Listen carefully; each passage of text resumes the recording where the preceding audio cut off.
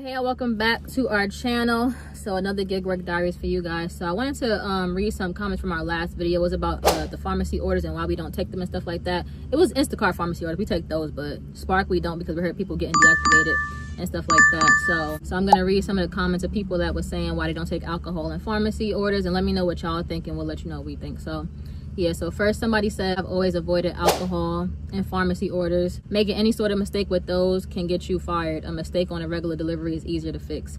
And you'll said a woman set up an order or whatever in a Facebook group or something like that. And she was deactivated because the loaders put the customer tags on the wrong order. She gave alcohol to the wrong person that did not order it, and then she was immediately terminated. So she got fired because of that from Spark or whatever. So things like that could happen. Obviously you got to check behind yourself.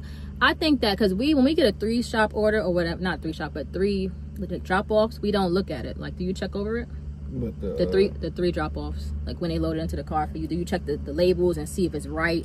This person got exactly, we don't check over that. So that could easily get anybody caught up with that. And then somebody else said they've been doing alcohol orders for Instacart for 7 years and they never had a problem. The thing with the alcohol orders, neither one of us are signed up on our Instacart because it's just too much hassle with trying to get somebody to come to the door. You got to see if they're intoxicated already. What if you tell the person no, that they can't have the alcohol and they get physical with you or aggressive or anything like that? And you never know what could happen, you know?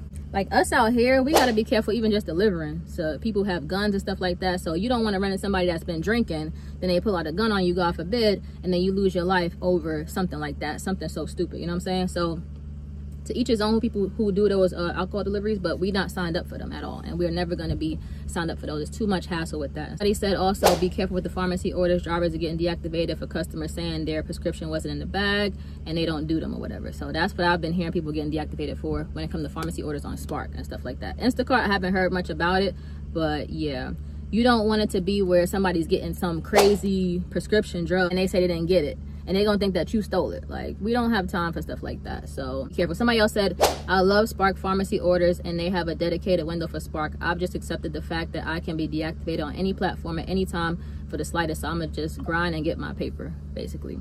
So that's cool and all. We know that we could be deactivated at any time. That happened to him before on Spark, obviously, for some stupid reason, but I don't know. After seeing that video of the lady that got deactivated from, not deactivated, but her account was on hold for days when she took that pharmacy order from Spark, we're not taking a chance. Like, are you taking a pharmacy order on Spark?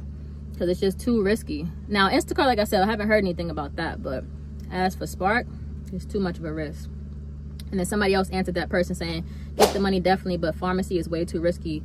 They said, hey, my Percocets were missing. Now they're getting it refilled again, and now they have 120 Percocets and you're fired. So you just never know with people and what they're gonna lie to you about. They can want to sell those pills. You just never know. Word. So those are pretty much all the comments that I saw. I couldn't believe there was like so much back and forth about that and stuff like that. What y'all think about that down below? Like, do you do alcohol? Have you had a bad experience with it, or have you had a good experience or whatever? And pharmacy, do you guys do pharmacy for Spark? Have you had an issue? Have you not had an issue?